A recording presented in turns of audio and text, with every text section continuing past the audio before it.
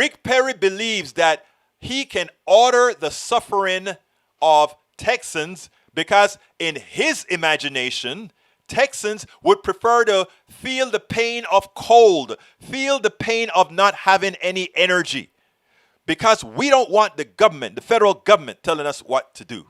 So we want to feel the pain. Have you ever heard a Floridian complain? A Californian complain? Florida is on the East Coast grid.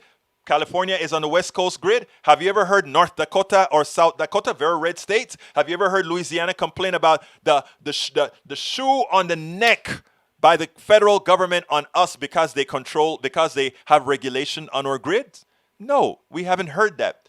This has nothing to do with regulation. We'll talk about that later, but listen to Rick Perry or what they have to say here. Let's put that graphic back up. That's Rick Perry basically saying that Texans would be willing to go through days of blackouts in order to keep the state or the federal government out of the state's power grid. That's right there. Former Texas Governor Rick Perry suggests that going days without power is a sacrifice Texans should be willing to make. And it goes on. Bill Cairns, what's next for Texas? What is next for this storm?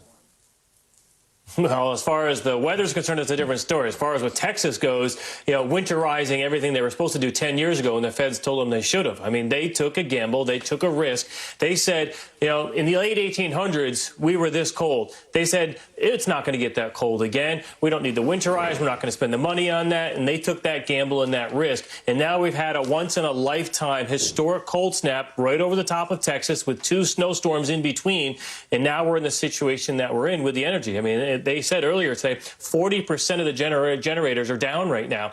And that's actually typical in the wintertime because their peak electricity is in the summer with the air conditioning units. In the summertime, trying to keep everyone cool. They don't typically get the demand and the surges like this. So they don't even have a lot of those generators working during this time of year. And the forecast about 7 days ago said this record cold was coming. We actually knew it was coming, but it was too late. I guess they tried to send people into those generators. They said, try to fire them back up, get these back online.